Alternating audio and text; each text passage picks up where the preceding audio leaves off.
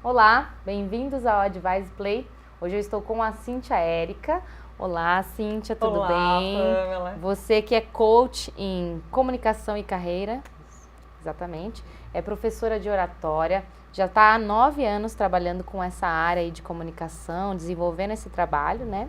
E ela já me contou que o maior público dela, que busca bastante o curso dela de oratória, são os advogados, né? Sim, Que querem desenvolver essas técnicas de comunicação mesmo. É sim, isso? é isso mesmo. O pessoal da área jurídica, eles sempre precisam muito trabalhar a argumentação, precisam aprender a persuadir, né? Boa parte do trabalho da área jurídica é esse. Então, sempre no curso de oratória, nos treinamentos, sempre boa parte do público são os advogados. Que bom, porque é exatamente com esse público que a gente vai falar hoje, correto? Então, vamos começar aí com o assunto. Eu queria situar um pouco essas pessoas, né, que estão nos assistindo, a falar um pouco do que é oratória, como que você define a oratória de uma forma geral, assim. Então, oratória, muitas pessoas pensam que a oratória, na verdade, ela é a arte de falar bem, de falar bonito, só que as pessoas acreditam que ela é só aplicada para o discurso. Então, quando eu tenho que fazer uma sustentação oral, por exemplo, na área jurídica, quando eu estou na frente de um juiz, ou quando eu estou fazendo uma palestra, uma apresentação em público. E a grande verdade é que a oratória é comunicação, são as técnicas de comunicação e como eu devo aplicar para poder chegar no meu objetivo. Então, a oratória, ela vai muito além só do discurso em público. Então, eu sempre até gosto de colocar ali oratória e retórica, porque a retórica é a arte da persuasão, é a arte da influência. E a retórica, ela se ocupa muito disso, de você entender que não é nem só a questão de falar. Se a gente for avaliar os princípios da comunicação, o que eu falo é menos importante até da embalagem da minha comunicação, do como eu falo. Então, existem alguns estudos já que mostram que mais da metade, mais de 90% da nossa linguagem, o impacto da nossa linguagem, ele é feito através do como eu falo, da fisionomia, que é a imagem, e do tom de voz, e não das palavras. Então, olha a importância da gente aprender a trabalhar a nossa comunicação para conseguir chegar no resultado. E isso, por exemplo, pode interferir até conseguir um cliente, entender o que o cliente quer passar. Tudo Sim. isso vai ajudar ou trazer um problema para esse advogado, por exemplo. Sim, sim. Porque aí tem as técnicas, a pergunta correta. Que pergunta eu devo fazer para conseguir tirar uma informação desse cliente? Como que eu devo me portar? Porque aí a gente está falando de postura. A postura comunica muito. A postura é grande parte da comunicação. A postura, o olhar. Tem pessoas que às vezes não conseguem fixar o olhar, ficam abaixando. E isso dá uma conotação de insegurança ou de mentira. Então, como eu falei, a comunicação ela permeia toda a nossa vida.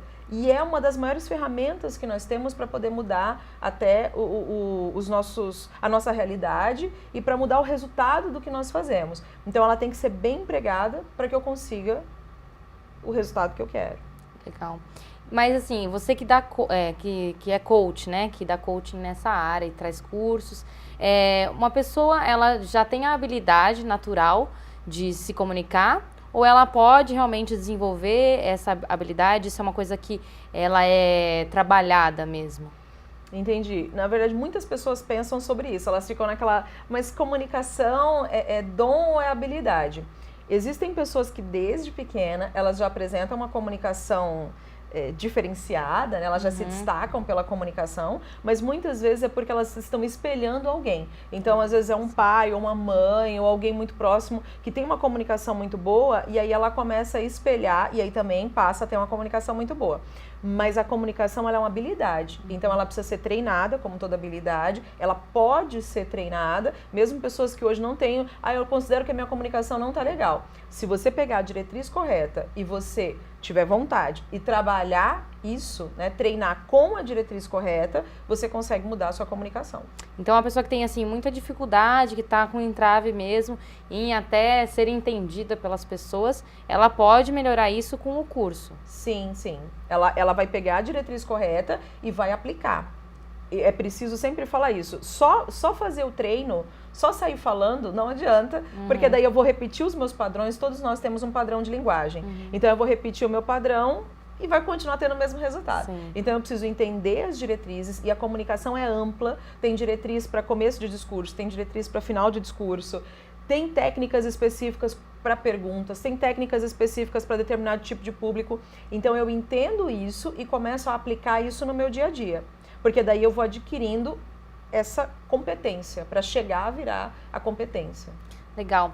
E, por exemplo, a gente estava até comentando aqui anteriormente, né, da gente começar, que é preciso que a pessoa entenda você, né, criar uma conexão com esse público. Como que é isso? Por que é tão importante essa conexão mesmo, que as pessoas aí têm falado até tanto, engajamento, comentário nas redes sociais, isso é uma coisa do nosso dia a dia hoje, né, que o marketing faz muito para engajar as pessoas. O que é isso aí voltado para a comunicação, para a oratória?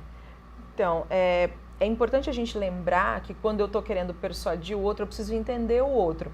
Então, hoje se fala muito, para você se diferenciar no mercado, as empresas são muito parecidas, os produtos são muito parecidos, e aí para você se diferenciar no mercado, eu preciso ter aquele, quase um encantamento, né? Eu preciso engajar essas pessoas no que eu falo, nas minhas ideias, e aí eu preciso conhecer muito bem esse público. Então, primeiro ponto, eu tenho que me conhecer bem para saber que armas eu tenho para conseguir oferecer isso para ele. O que eu ofereço de fato para o outro e qual a melhor forma, qual a melhor embalagem para colocar essa comunicação para poder conseguir o melhor resultado.